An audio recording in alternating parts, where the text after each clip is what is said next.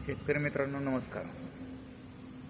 आज आपण अतिशय महत्त्वाच्या विषयावरती चर्चा करणार आहोत. आपल्या देशाचे पंतप्रधान यांनी आत्ताच सांगितलं की आर्थिक संकट येऊ शकतं. पेट्रोल डिझेल कमी वापरा, सोने खरेदी करू नका, परदेशी दौरे टाळा, रासायनिक खते कमी वापरा आणि देशाला सुधारा. पण मित्रांनो, शेतीचे बाजारभाव जे कमी आहेत त्यावरती मात्र आपण काय केलं पाहिजे याविषयी एक चकार शब्द सुद्धा ते काढत नाही. किंवा आता जी कांद्याची अतिशय वाईट परिस्थिती आहे त्यावरती आपण काय केलं पाहिजे त्याविषयी काय बोलत नाही.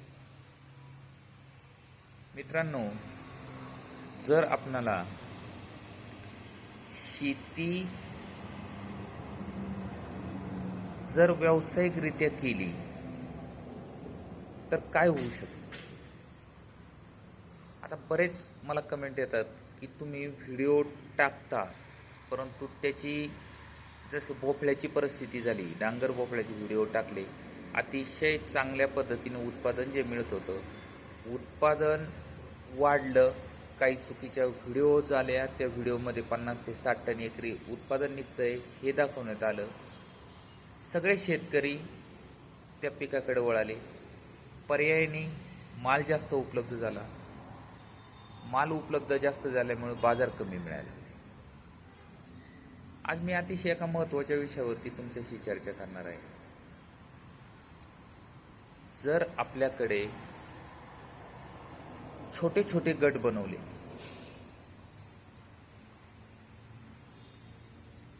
त्यावरती त्या गटाने तेवढाच माल जर उत्पादन केला, लागवडी जवळपास एका वेळेस जर केल्या तर वाहतुकीचा बराचसा खर्च आपला वाचेल. कारण की एखाद्या शेतकऱ्याला उदाहरणार्थ बार्शीवरून जर एक पिकअप पुण्याला जर माल आणायचा असेल तर त्याला किलोला सर्वसाधारण 4 ते 4.5 रुपये भाव पडतो, भाडे पडते. तोच माल जर 10 टनाचा असेल 1 ते 1.25 रुपये भाडे पडते. ह्या छोट्या छोट्या गोष्टीवर लक्ष केंद्रित करून जर आपण नफा शेतीचा वाढवण्याचा प्रयत्न केला तरच शेतकरी टिकू शकतो. आपल्याकडे काही पिकं आहेत, मिरची झाली, कमीत कमी 20 रुपये किलोने, जास्तीत जास्त त्या काळाचा जो रेट असेल त्या रेटने मॉलवाली खरेदी करतात. रताळ हे एक असं आपल्याकडे ऑप्शन आहे. टिश्यू कल्चरची जर रोपं लावली तर एकरी 20 टनापर्यंत ॲव्हरेज निघतं. वर्षभर त्याला मागणी आहे. पण रताळ्याला वर्षभर मागणी आहे का नाही हेच शेतकऱ्यांना माहीत नाही. सगळ्यांच्याच बाबतीत मी हे म्हणत नाही, परंतु बऱ्याच शेतकऱ्यांना माहीत नाही. त्यांना असं वाटतं की एकादशीला वगैरे, ज्या आषाढी एकादश किंवा उपवासाला, नवरात्रीला ह्याच ठिकाणी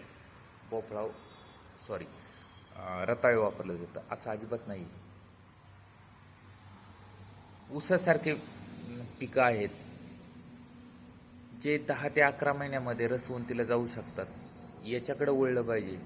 त्याचं मार्केट उपलब्ध नसेल तर मार्केट उपलब्ध करून देण्याची जबाबदारी माझी राहील.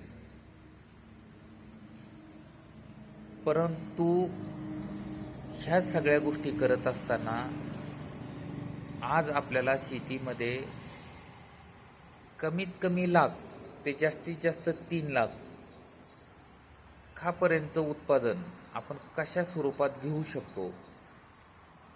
त्यासाठी 1 लाखापर्यंत क्रॉप पॅटर्न वेगळा, 2 लाखापर्यंत क्रॉप पॅटर्न वेगळा, अर्थात त्याला पिरियड वाढणार, नंतर 3 लाखापर्यंत वेगळा. परंतु 3 लाखापर्यंत प्रत्येक वेळी प्रत्येक पिकातनं मिळेलच असं नाही. परंतु सहजासहजी अगदी 1 लाखापर्यंत जरी मी सांगितलं, 1 लाखाचं उत्पादन अतिशय सहजासहजी मिळू शकतं. त्याचं एक साधं मी तुम्हाला उदाहरण देतो, जे माझ्याकडे क्रॉप पॅटर्न आहे त्यापैकी. जे पुणे, मुंबई किंवा बऱ्याच ठिकाणी जे गाई म्हशीचे मोठाले गोठे आहेत त्या गोठ्यांना खाद्य लागतं. काही चारा पिकं अशी आहे की ती 1.5 महिन्यात कापणीला येतात. शून्य त्याला खर्च आहे औषधाचा वगैरे. चांगल्या भावाने ते विकली जातात. एका वेळेस कमीत कमी 20 टनापर्यंत उत्पादन त्याचं निघतं 2 महिन्यामध्ये. अगदी वर्षभरात 5ही जरी कापण्या झाल्या, 100 टन उत्पादन जरी निघालं, तरी मित्रांनो मी तुम्हाला सांगतो 1 लाख रुपये कमीत कमी खर्च वजा जाता अतिशय आरामात शिल्लक राहू शकतात. आणि सगळ्यात महत्त्वाचं, औषधं अतिशय कमी लागतात किंवा किंबहुना लागतच नाही. खताचा डोस लागतो, कारण तो उत्पादन घेतोय तर थोड्याफार प्रमाणात हे लागतात.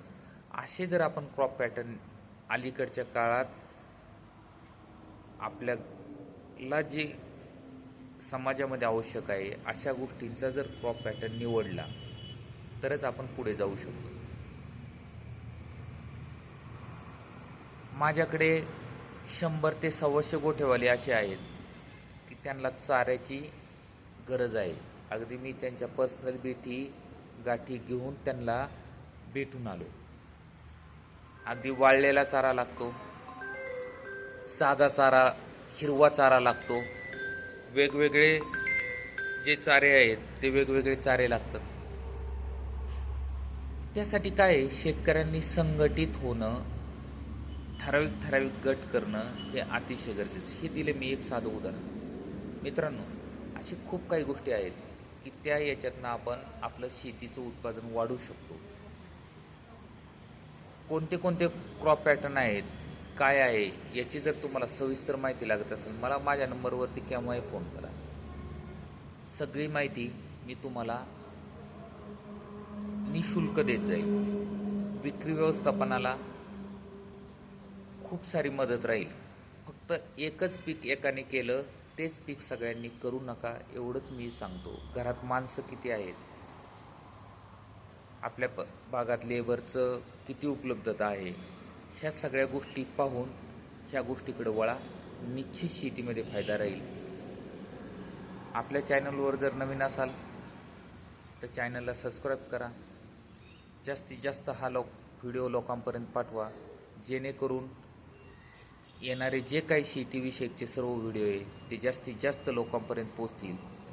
उद्याचा एक विषय महत्त्वाचा राहणार आहे की कॉर्पोरेट हॉस्पिटल फक्त मोठमोठ्याले बिझनेसमॅन लोकच बनू शकतात, शेतकरी का बनू शकत नाही? आणि ते निश्चित बनू शकतात. आणि ह्याच गोष्टीकडे शेतकऱ्यांना गटाने वळण्याची निश्चित गरज आहे. हा विषय पूर्ण समजून घेण्यासाठी जास्तीत जास्त हा व्हिडिओ लोकांपर्यंत पाठवा, जेणेकरून उद्याचा व्हिडिओ तुम्हाला पूर्णपणे पाहता येईल आणि त्याविषयी आपल्याला काहीतरी चांगल्या गोष्टी करता येईल. तर भेटूयात पुढील व्हिडिओत.